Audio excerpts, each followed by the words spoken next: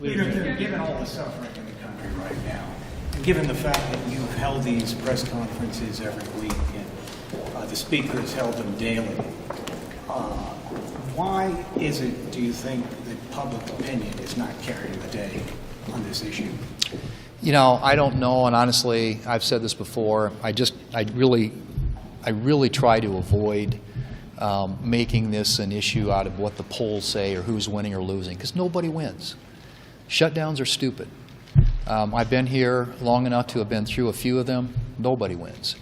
And so, you know, I think obviously the American people ought to hold us all accountable.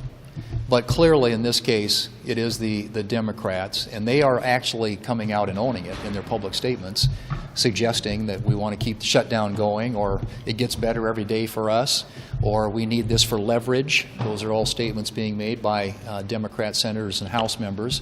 And I think that's the prism through which they're viewing this. And I think that's just the wrong way to look at this. The right way to look at this is, as you pointed out, the impact that it's having on the American people and the pain that it's inflicting on literally millions of Americans. That's what I think this is about.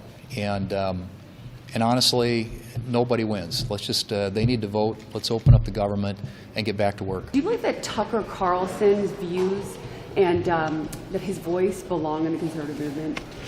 Well, there are lots of voices obviously out there, and but I don't think there ought to be any, there just should be no room at all whatsoever for anti-Semitism or other forms of discrimination. And that's certainly not what our party is about. Our party is a party that welcomes all comers, and we want to stand up for and on behalf of the American people who work hard every day to make a living, and just want a government that works for them, hopefully at the lowest possible cost, and in a way that enables them to go about their lives and provide for them and their families.